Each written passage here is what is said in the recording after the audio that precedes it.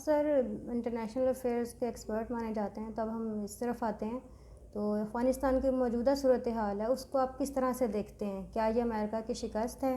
اور آپ کی نظر میں جو ہے یہ امریکہ کی شکست جو ہے اس کی تاریخ کیا ہے؟ اگر تو یہ جس طرح سے لوگ اسے شکست سمجھ رہے ہیں، میرے خیال یہ اس طرح سے شکست نہیں ہے، جی کیونکہ ظاہر ہے امریکہ یہاں پہ اپنی پاپولیشن کو لے کے تو نہیں آیا، جی بے شک۔ وہ ایک فوجی مہم پہ تھا اور اس کے مقاصد بہرحال 2011 میں پورے ہو چکے تھے، جب اس کے بعد امریکہ کو نکل جانا چاہیے تھا۔ جی امریکہ نکلا اس وجہ سے نہیں کہ اس کے نئے مفادات پیدا ہو گئے اس خطے میں۔ نئے مفادات یہ تھے کہ اسے محسوس ہونا شروع ہو گیا کہ چین بڑی تیزی کے ساتھ گرو کر رہا ہے، اور چین کو کنٹین کرنے کے لیے اب جنگ تو کی نہیں جا سکتی تھی، جی تو پھر چین کا ایک حریف پیدا کرنا۔ تو چین کا حریف اسے نظر آیا کہ اگر ہم امریکہ انویسٹمنٹ کرے انڈیا پہ تو یہ چین کا حریف شاید ہو جائے، آبادی اس کی بہت بڑی ہے، رقبہ بھی بہت بڑا ہے، اور پھر اس چین کے ساتھ اس کی ایک تاریخی طور پہ مخاصمت بھی ہے۔ تو اس نے امریکہ نے سمجھا کہ اگر میں یہاں پہ سٹے کروں کچھ عرصہ اور اس سٹے کے دوران بھارت کو پوری طرح سے سرپرستی دوں، اس کی مدد کروں، تو یہ کچھ سالوں کے بعد، کچھ برسوں کے بعد ہو سکتا ہے چین کے برابر آ جائے۔ مقابلے میں آ جائے۔ پھر ایک اور جو اس کا تھا کہ یہ پورا ریجن بڑی تیزی کے ساتھ گرو کر رہا تھا، ترقی کر رہا تھا۔ امریکہ نے سوچا کہ اگر وہ یہاں پہ رہے گا، یعنی اس کی فوجیں یہاں پہ رہیں گی، تو یہ پورا خطہ ایک طرح سے جنگی تنازع کا شکار رہے گا اور بدامنی یہاں پہ رہے گی۔ جب بدامنی ہوگی تو پھر نہ تو کوئی معاشی سرگرمی ہوگی، نہ تجارت ہوگی، نہ مینوفیکچرنگ ہوگی، تو یہ ساری چیزیں گروتھ رک جائے گی اس ریجن کی۔ اس نے اس وجہ سے یہاں پہ رک گیا۔ اب وہ کسی حد تک وہاں پہ کامیاب ہو گیا اپنی پلاننگ میں، لیکن یہ ہمیشہ جو انٹرنل آپ کا کرائسس ہوتے ہیں نا، اگر وہ آپ کے قابو میں نہ آئے تو پھر آپ شکست کھا جاتے ہیں۔ تو اس تناظر میں امریکہ کا یہاں سے نکلنا جو ہے اس کو شکست آپ کہہ لیں تو پھر تو تسلیم کیا جا سکتا ہے کہ امریکہ نے صرف ٹریننگ پہ جو تین لاکھ فوج تیار کی افغانستان کے اندر، وہ 82 خرب ڈالر اس پہ لگائے ہیں۔ یہ ایک بہت بڑی رقم ہے، اور امریکہ نے کلی جو اس پہ اخراجات کیے، اگلے کئی دہائیاں تک امریکی اس کا سود ادا کریں گے، اس قرض کا، امریکی شہری۔ اب یہ وہاں سے امریکی سوال کرنا شروع ہو گئے تھے شہری اپنی حکومت سے کہ آپ جو جنگ وہاں پہ کر رہے ہیں افغانستان میں، اس کا فائدہ کیا ہے ہمیں؟ تو اب جو اس نے اس علاقے کی گروتھ کو روک کے، جو بھارت کو سپورٹ کر کے، یا یہاں کی اور جو معیشت ہے اس کو کنٹرول میں لا کے جو فائدہ اٹھانا تھا، وہ فائدے تو اسے نہ ہو سکے، ساتھ اتنا بڑا نقصان ہو گیا۔ اس نقصان کو بھی آپ شکست کے کھاتے میں ڈال لیں تو پھر شکست ہے۔ لیکن اگر آپ یہ کہیں کہ وہ صرف مزاحمت کی وجہ سے یہاں سے نکلا ہے تو یہ بات درست نہیں ہے۔ اس کی معیشت کی کمزوری جو ہے، اس کے اخراجات بڑھتے ہوئے جو ہیں، یہ انہوں نے اسے نکالا ہے۔ ایک پہلو ضرور ہے کہ اسے یہاں پہ مزاحمت مسلسل ملی ہے، تو اس سے یہ ہوا کہ وہ اگر یہاں پہ اسے شکست کا عام معنوں میں لیا جاتا تو پھر یہ ہونا تھا کہ امریکہ بہت جلدی نکل جاتا، تو وہ تو پورے 20 سال کے بعد یہاں سے نکلا، اور وہ جس طرح سے نکلا باقاعدہ معاہدہ کر کے گیا۔ تو یہ اسے مختلف طرح سے ضرور ایسے ایگریمنٹ کہہ سکتے ہیں، ایگریمنٹ کہہ سکتے ہیں، بالکل ایگریمنٹ کہہ سکتے ہیں۔ اور امریکی شکست دیکھیں، شکست وہ ہوتی ہے کہ آپ اپنے مقاصد اچیو نہ کر سکیں۔ تو اس نے اپنے جو طے کیے تھے مقاصد کہ افغانستان میں اس وقت طالبان حکومت کو ختم کرنا ہے، وہ کر دیا۔ دوسری بات اس نے یہ منوائی کہ افغانستان کی سرزمین جو ہے امریکہ کے خلاف دہشت گردی کے لیے استعمال نہ ہو، تو 20 سال کے دوران نہیں ہوئی، اس نے وہ بھی ہدف پورا کر لیا۔ تو ابتدائی طور پہ تو اس کی جنگ کے وہ اہداف تھے نا، تو وہ اہداف تو اس نے پورے کر لیے۔ تو اس حوالے سے میں اسے ذرا مختلف دیکھتا ہوں کہ اس طرح سے شکست نہیں ہے، امریکہ اپنے مقاصد پورے کر کے یہاں سے نکلا ہے۔ ہاں یہ ضرور ہے کہ کچھ ہمارے ذہنوں میں یہ تھا کہ امریکہ جب یہاں سے نکلے گا تو شاید کچھ اور شکل ہوگی، یہاں پہ کوئی جمہوری سیٹ اپ بنا کے جائے گا، یہاں پہ پورا ایک نظم ہوگا، ادارے اسی اچھے طریقے سے کام کر رہے ہوں گے، تو وہ چیزیں نہیں ہیں۔ تو اس سے ایک تاثر یہ بنا، اور پھر جس طرح سے وہ آخر معاہدہ ہوا تھا نا ان کا فائر بندی کا، کہ انخلا کے معاہدے کے دوران، تو اس میں چونکہ عمل نہیں ہوا، طالبان آخر تک علاقے فتح کرتے رہے، تو یہ بھی اس سے بھی تاثر بنا کہ امریکہ شکست کھا کے یہاں سے نکل رہا ہے۔ تو یہ تاثر جو ہے یہ اس پہ بات کی جا سکتی ہے، لیکن کلی طور پہ اس نقطے سے میرا خیال اتفاق نہیں کیا جا سکتا کہ امریکہ شکست کھا کے یہاں سے نکلا ہے۔ یہ گزشتہ دنوں کابل ایئرپورٹ پر جو بلاسٹ ہوا ہے، تو آپ کے خیال میں اس کے کیا محرکات ہو سکتے ہیں؟ دیکھیں وہاں پہ آپ ایک عرصے تک رہے، وہاں پہ امریکہ کی میں بات کر رہا ہوں، جی تو وہاں پہ ایک عرصے تک رہے، کچھ مقاصد تھے وہ جیسے پہلے میں نے کہا وہ اچیو کر لیے۔ اب کچھ یہ چیزیں ہیں کہ آپ کے بعد جو فورسز وہاں پہ سپیس لے رہی ہیں، جو جگہ بنا رہی ہیں اپنی، کہ آپ کس حد تک قبول کرتے ہیں کہ وہ طاقتور ہوں۔ جی تو ابھی امریکہ یہ چاہتا ہے کہ میرا انخلا آرام کے ساتھ ہو گیا وہاں سے، اور اس کے بعد مستقبل میں میرا اثر رسوخ وہاں پہ کسی نہ کسی طریقے سے رہے۔ تو یہ انہی گروپوں کی کارروائی تھی، داعش کی تھی، اور انہوں نے بعد میں اس کی ذمہ داری بھی قبول کر لی۔ تو یہ بات کہی جا سکتی ہے کہ جب سے امریکہ نے یہاں پہ کارروائی کی ہے یا یہاں پہ یلغار کی افغانستان کے اندر، یہ شاید سب سے بڑا حملہ تھا جس میں اتنی تعداد میں خود امریکی فوجی بھی مرے ہیں۔ یعنی عام شہری تو جو مرے ہی ہیں، لیکن امریکی فوجی بھی اتنی بڑی تعداد میں مرے ہیں۔ تو یہ ایک پیرلل فورس کو کھڑا کرنا یا ایک مزاحمتی تحریک کو کھڑا کرنے کا ایک سگنل تھا کہ صرف طالبان یہاں پہ سٹیک ہولڈر نہیں ہے افغانستان میں، یہاں پہ کچھ اور ایسے طاقتور جنگجو گروپ بھی ہیں جو افغانستان کے اندر طاقت رکھتے ہیں اور حالات کو پلٹا دینے کی صلاحیت رکھتے ہیں۔ تو ان کی ایک ویلیو بڑھانے کے لیے میں سمجھتا ہوں کہ یہ بلاسٹ کروایا گیا۔ صحیح۔ آپ کیا سمجھتے ہیں کہ طالبان جب گورنمنٹ میں آ گئے ہیں اور وہ جو باقاعدہ حکومت بنا رہے ہیں وہاں پہ، تو کیا اب وہ اسی طرح سے حکومت بنائیں گے یا پھر اپنی غلطیوں سے سیکھیں گے، نئے طریقے سے کوئی گورنمنٹ بنائیں گے؟ ابھی تک جو آج تک کی جو اطلاعات تھیں، جو لوگ قریب سے دیکھ رہے ہیں ساری سچویشن کو مانیٹر کر رہے ہیں، ان کا یہ خیال ہے کہ طالبان مغربی جمہوری نظام کا جو سٹرکچر ہے اس کی طرف نہیں جائیں گے۔ جی یعنی جس طرح سے مغرب میں ہوتا ہے کہ ایک وزیر اعظم ہے، پارلیمانی جمہوریت کی بات کرتے ہیں، ایک وزیر اعظم ہے، پارلیمنٹ ہے، اور پھر اس طرح سے آگے جو صدر ہوتا ہے اس طرح سے، یا پھر بادشاہ اور ساتھ، وہ نہیں جائیں گے۔ ان کے لیے زیادہ سے زیادہ جو سوٹ کرتا ہے اگر شرعی قوانین کی طرف ہو جاتے ہیں تو ایران کا نظام ہے کہ ایک سپریم لیڈر ہو، وہ سپریم لیڈر کو امیر المومنین کہہ دیں، یا سپریم لیڈر خالی کہہ دیں یا رہبر کہہ دیں، تو یہ ایک الگ بات ہے۔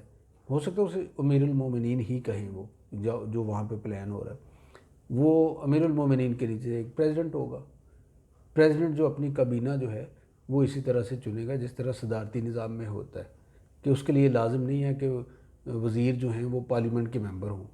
وہ کوئی بھی اہل آدمی جو ہے مختلف شعبوں کا، وہ اگر صلاحیت ایسی رکھتا ہے ملک کو سرو کرنے کی، تو پریزیڈنٹ اس کی خدمات بطور وزیر لے لیتا ہے۔ تو ابھی جو سسٹم وہاں پہ جس پہ مشاورت ہو رہی ہے وہ اسی طرح کا ہے کہ ایرانی طرز کے وہ قریب ہوگا۔ جی صحیح۔ تو اس کے کیا اثرات ہو سکتے ہیں بین الاقوامی طور پہ، اسپیشلی جو مظلوم مسلمان لوگ ہیں جتنے بھی علاقے ہیں پوری دنیا میں، تو اس پہ کس طرح سے ان کا اثرات ہو سکتے ہیں؟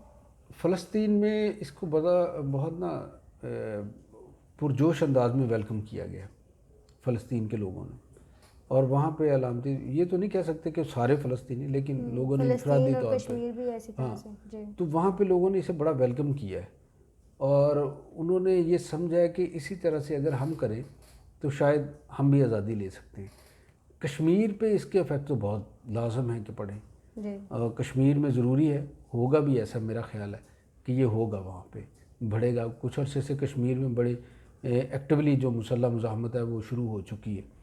پہلے ایک عرصہ تک جو کشمیری آزادی اور حریت پسند گروپ تھے ان کو یہ باور کیا گیا، بین الاقوامی پلیٹ فارم پہ انہیں یقین دہانیاں کرائی گئی کہ اگر آپ پولیٹیکل عمل کا حصہ بنیں، سیاسی طرح سے مذاکرات کریں، تو آپ کی آزادی کے لیے دنیا غور کر سکتی ہے، تو مسلح مزاحمت چھوڑ دیں۔ اب وہ مزاحمت چھوڑ کے جب اس طرح ہے تو انہوں نے دیکھ لیا کہ دنیا نے تو کچھ بھی نہیں کیا ان کے لیے، الٹا یہ 5 اگست 2019 کو ان کے جو خصوصی حیثیت تھی کشمیر کی، وہ مودی گورنمنٹ نے وہ بھی ختم کر دی، ٹھیک ہے۔ تو اب جو ہے وہاں پہ یہ پیغام جائے گا، اور انڈیا کو خود بھی خدشات ہیں، وہ اسی وجہ سے انگیز کرنا چاہ رہے ہیں افغانستان کو۔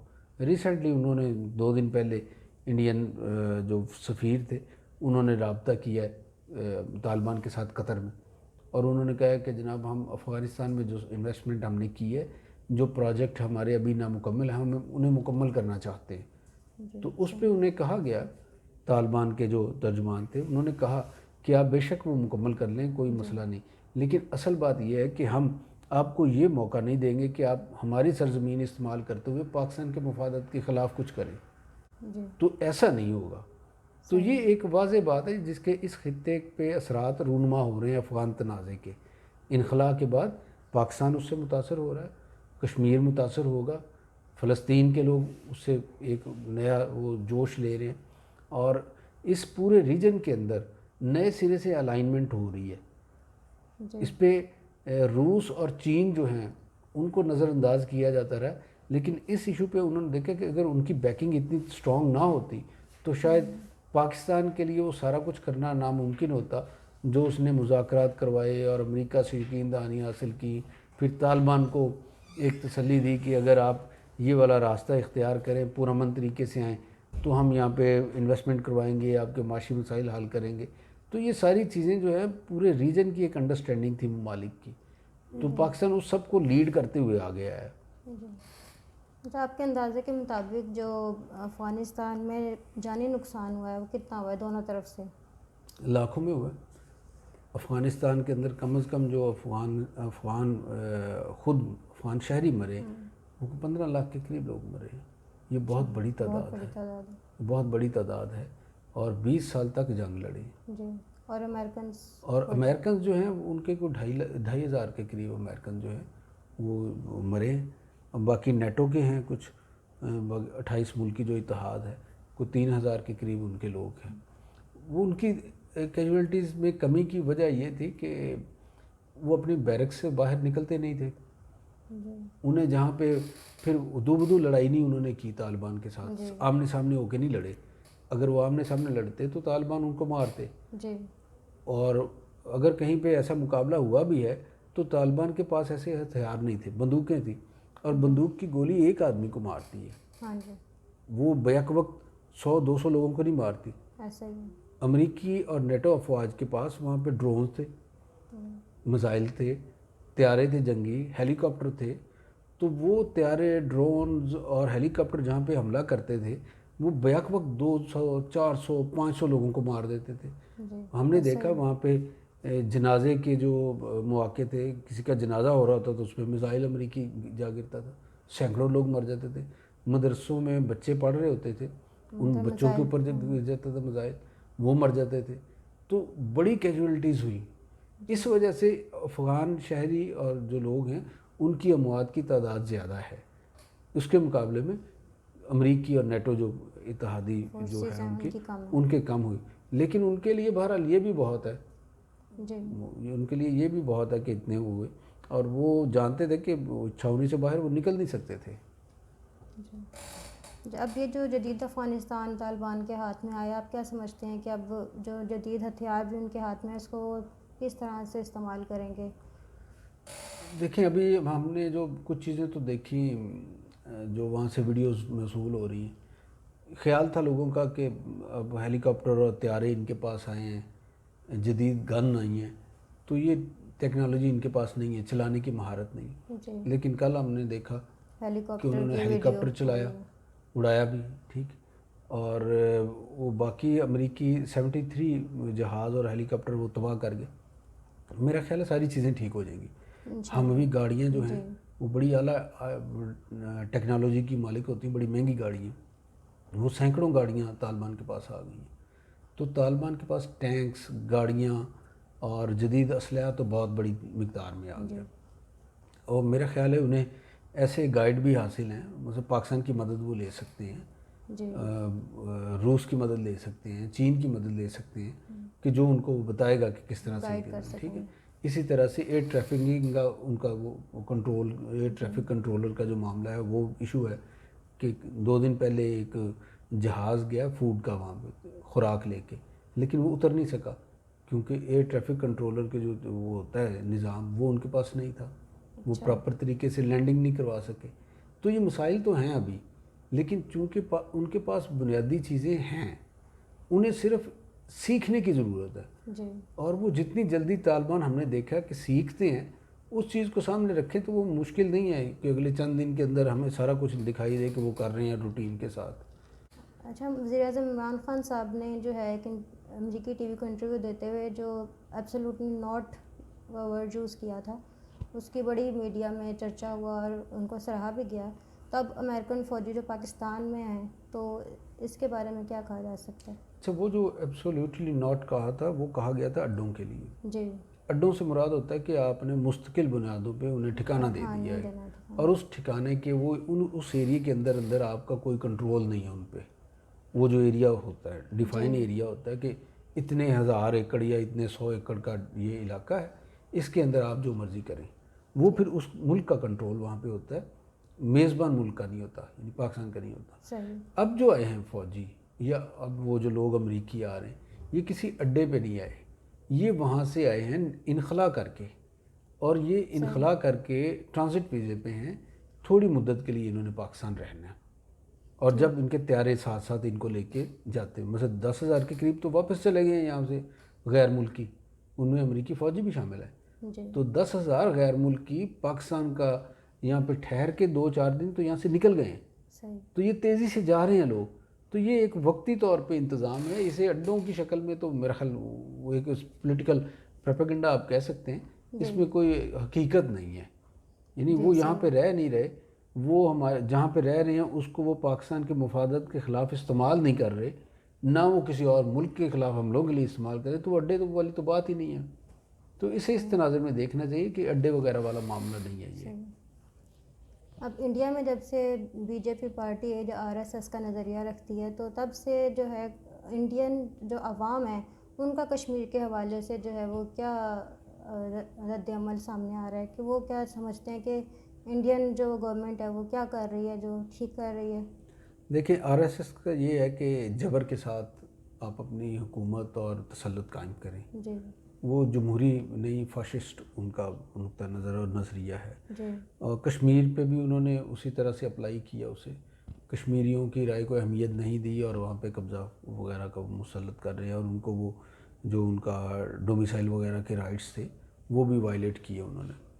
تو یہ تو ان کا نظریہ ہے. کشمیری اسے کیسے دیکھتے ہیں؟ کشمیر واضح طور پہ کشمیری لوگ یہ سمجھتے ہیں کہ بھارت سے ہم نے آزادی لینی ہے. یہ وہ واضح ہے، اس میں کوئی ابہام نہیں ہے. نہیں، کشمیریوں کا نظریہ تو ساری دنیا کو کلیئر ہے. میں پوچھنا چاہ رہی ہوں انڈین عوام جو ہے ان کا کیا نظریہ ہے اس حوالے سے، اپنی گورنمنٹ کا جو کشمیر کے اوپر ایکشن ہے اس کا؟ اچھا، اس میں یہ ہے کہ انڈیا میں چونکہ جبر ہے، وہاں ہم نے واقعات دیکھے کہ آپ اگر مسلمان ہیں اور وہاں پہ سڑک پہ جا رہے ہیں تو کسی کو پتہ چل گیا تشدد پسند کو کہ یہ مسلمان ہے، تو بغیر کسی وجہ کے وہ اس پہ جبر، وہاں پہ ظلم شروع ہو جاتا ہے. اس کو جے شری رام کے نعرہ نہ لگانے پہ مارنے شروع کر دیتے ہیں، اور کئی دفعہ قتل بھی ہوئے ہیں لوگ اس طرح سے. تو وہاں پہ عام طور پہ بہت کم آواز اٹھائی جاتی ہے، جبر اتنا زیادہ ہے وہاں پہ. لیکن جہاں پہ سول سوسائٹی مضبوط ہے، جہاں پہ بولنے والے ذرا اسٹرانگ ہیں، وہ پھر اس پہ بات بھی کرتے ہیں. وہ میڈیا میں بھی بات کرتے ہیں، جلسوں میں بھی کرتے ہیں. آپ نے دیکھا کہ وہ شہریت کا جو قانون تھا وہ جو مودی لے کے آئے تو اس پہ انڈیا میں بڑے مظاہرے ہوئے، اور دلی کے اندر، دلی شہر کے اندر وہ کئی ماہ تک دھرنا چلا، اور اس میں مسلمان خواتین تھی نمایاں. تو جہاں پہ گنجائش مطلب بنتی ہے، انڈین عوام جو بھی کرٹیسائز کر رہی ہے اپنی گورنمنٹ وہ کرتے ہیں. مثلا یہ تو صرف یہ والا ریفرنس ہے نا کشمیر اور مسلمانوں والا. وہاں پہ تو اپنے رائٹس کے لیے مختلف طبقات بھی مظاہرہ کر رہے ہیں. وہاں پہ جو کسان ہیں وہ پچھلے 1 سال سے مظاہرہ کر رہے ہیں، اور وہ انہوں نے ناک میں دم کیا ہوا مودی گورنمنٹ کے. کسان جس طرح سے مظاہرہ کر رہے ہیں، تو خاص طور پہ پنجاب کے کسان اس میں شامل ہیں، ہریانہ، پنجاب وغیرہ. کیا اس پہ انڈین اکانومی پہ بھی کوئی فرق پڑا ہے؟ بالکل فرق پڑا ہے. اب انڈین اکانومی پچھلے آپ فگرز دیکھ لیں تو جس طرح سے وہ اوپر جا رہی تھی مودی کے پہلے دور میں، جس طرح سے تھے وہ 8.something وہ اوپر ان کی گرو کر رہی تھی جی ڈی پی، تو ابھی دیکھیں وہ 4.5 پہ ہے، تو وہ نیچے آ گئے. تو اس کا مطلب ہے کہ یہ ساری صورتحال اتنی اطمینان بخش نہیں انڈیا کے اپنے لوگوں کے لیے بھی. وہ بھی سمجھتے کہ ان کی گورنمنٹ جو ہے وہ ملک کی بہتری کے لیے کام نہیں کر رہی. اچھا، آپ کیا سمجھتے ہیں کہ کشمیر ایشوز کے حوالے سے دیکھتے ہوئے پاکستان اور انڈیا کے تعلقات مستقبل میں کس طرح سے ہوں گے؟ کشمیر کا تنازع اگر حل نہیں نہ ہوتا تو پاکستان اور انڈیا کے تعلقات دشمنی پہ ہی رہیں گے اگر کشمیر کا تنازع حل نہیں ہوتا. ہاں، اگر کشمیر کا تنازع حل ہو جاتا ہے تو پھر یہ مجھے لگتا ہے کہ بہت اچھا بلاک ایک بن جائے گا. یہاں پہ ہمارے انڈیا کے ساتھ کسی زمانے میں اچھے بھی تعلقات ہو سکتے ہیں آنے والے وقت میں، لیکن اس کے لیے ضروری ہے کہ تنازع کشمیر حل ہو. انڈیا کو یہ بہت بڑا زخم پاکستان نے لگایا ہوا ہے. پاکستان کے لوگوں کو نا اندازہ نہیں ہے. یہاں پہ بات ہوتی ہے کہ جی پاکستان نے اتنی بڑی فوج بنا لی تو انڈیا کو کیا نقصان پہنچایا، یہ پاکستان اس کا کیا کر سکتا ہے. ہمیں یاد رکھنا چاہیے کہ یہ جو آزاد کشمیر ہے یہ پاکستان نے چھینا ہے انڈیا سے. یہ آزادی کے وقت ایسے نہیں الگ تھا، تو وہ اس پہ باقاعدہ طور پہ انڈین آرمی تھی، یہاں پہ ان کا قبضہ تھا اور پاکستان نے جنگ کر کے یہ چھینا ہے ان سے. تو یہ ان پہ زخم لگا ہوا ہے. وہ پاکستان کو اس وجہ سے دشمن سمجھتے ہیں کہ ایک چھوٹا ملک ہمارے مقابلے میں، جس کی آبادی بھی کم ہے، جس کے وسائل بھی کم ہے، جس کا رقبہ بھی کم ہے، انٹرنیشنلی جس کا اثر رسوخ بھی ہم سے کم ہے، اس نے ہم سے کشمیر کا اتنا بڑا علاقہ چھین لیا ہے. تو ہم اسے بدلا لیں. وہ زخم اس کا نہیں بھر رہا، اور وہ اس وقت تک نہیں ہو سکتا جب تک اس کی سیٹلمنٹ اقوام متحدہ کے مطابق یا کسی اور انٹرنیشنل پلیٹ فارم پہ نہیں ہوتی، اور یہ حق نہیں کشمیریوں کو دیا جاتا کہ جو ان کی مرضی ہے اس کے مطابق یہ فیصلہ ہو کہ تنازع کیسے حل ہو. تو میں اسی پاکستان اور انڈیا کے جو باہمی تعلقات ہیں وہ کشمیر کے ساتھ مشروط کر کے دیکھتا ہوں. ٹھیک، تو کشمیر اور فلسطین کا مستقبل آپ کیا دیکھتے ہیں؟ ابھی تو مجھے لگ رہا ہے کہ کشمیر پہ تو پیش رفت ہے کچھ، لیکن فلسطین والے معاملے پہ مجھے کوئی پیش رفت نظر نہیں آتی. صحیح. کیونکہ وہاں پہ جس طرح سے فلسطینیوں کو بڑے ایک چھوٹے سے علاقے میں محدود کر دیا گیا ہے، اور ہم نے دیکھا کہ پچھلے دنوں بھی چند ماہ پہلے جب ایک لڑائی ہوئی دوبارہ سے راکٹ فائر ہونے کی وجہ سے اسرائیل کے ساتھ، تو پوری مہذب دنیا جو ہے، ویسٹرن جمہوری ممالک جو ہیں، ان میں سے کسی نے فلسطینیوں کا ساتھ نہیں دیا. تو یا تو یہ جتنا گلوبل انٹرنیشنل سسٹم یہ بنا ہے نا، یا تو یہ سسٹم پورے کا پورا میلٹ کر دیا جائے، کوئی نیا سسٹم بنایا جائے، تو یا تو پھر یہ معاملات حل ہوں گے. آج حریت رہنما سید علی گیلانی کا انتقال ہو گیا، تو ان کے بارے میں آپ کچھ بتائیں گے؟ علی گیلانی نے پوری زندگی جو ہے وہ پاکستان کے لیے، پاکستان کی محبت کے لیے وقف کر دی. جی. وہ نعرے آپ نے بھی دیکھے ہوں گے ان کے، انہوں نے کہا ہم پاکستانی ہیں، پاکستان ہمارا ہے، پاکستان ہمارا. وہ یہ نعرے لگوایا کرتے تھے. ان کے داماد افتخار گیلانی میرے دوست ہیں، وہ انڈیا میں بڑے سینئر جرنلسٹ ہیں، اس وقت وہ استنبول میں ہیں. تو وہ ایک دن مجھے بتا رہے تھے کہ پچھلے سال کی بات ہے کہ جب ہم دیکھتے ہیں نا کہ بابا جی ذرا تھوڑی سی ان کی طبیعت بیزار سی ہو گئی ہے اور ان کا دل کر رہا ہے باہر نکلنے کے لیے، تو اتنی عمر میں اور بیماری کے باوجود تو ہم انہیں خود ہی موقع دیتے ہیں کہ ٹھیک ہے آپ گھر سے باہر نکل. تو گھر سے باہر وہ نکلتے ہیں اور کوئی ایونٹ بنا لیتے ہیں، وہ نعرے لگاتے ہیں، کوئی 200-400 لوگ اکٹھے ہو جاتے ہیں، کہتے ہیں وہ نعرے لگا کے احتجاج کر کے وہ ہلکی طبیعت ہو جاتی ہے ان کی. تو پھر ہم کہتے ہیں اب چند دن وہ ان کے مزاج کے اندر مزاحمت شامل تھی، اور جب تک وہ مزاحمتی کوئی ایکٹیویٹی کر نہیں لیتے تھے ان کی طبیعت کو چین نہیں آتا تھا. تو وہ ایک ایسی شخصیت تھی کہ جو میں سمجھتا ہوں کہ پاکستانیوں سے زیادہ بڑا پاکستانی تھے. وہ چاہتے تھے الحاق کا، جو کشمیر کے الحاق کی بات ہے تو وہ وکیل تھے الحاق کے. ورنہ پاکستان کشمیریوں کی آزادی کی تو بات ہوتی ہے، لیکن کہیں کہیں لوگ یہ بھی بات کر لیتے ہیں کہ کشمیریوں کو تھرڈ آپشن کی طرف جانا چاہیے، یعنی نہ انڈیا کا حصہ ہو نہ پاکستان کا. لیکن سید علی گیلانی جیسے رہنماؤں کی موجودگی میں بات یہ ہوتی تھی کہ کشمیریوں نے پاکستان کے ساتھ ملنا ہے. تو اب ان کے انتقال سے پاکستان کو میں سمجھتا ہوں کہ ایک بہت بڑا جو اپنا ایک حامی تھا وہ اس سے محروم ہوا ہے پاکستان، اور یہ بہت بڑا نقصان ہے، یہ بہت بڑا نقصان ہے. بہرحال وہ ایک اپنی طویل عمر گزار کے گئے 92 ایئرز میں، تو اللہ تعالیٰ انہیں جوار رحمت میں جگہ دے. ان سب کی دعائیں جو ہیں وہ ان کے لیے ہیں. آمین.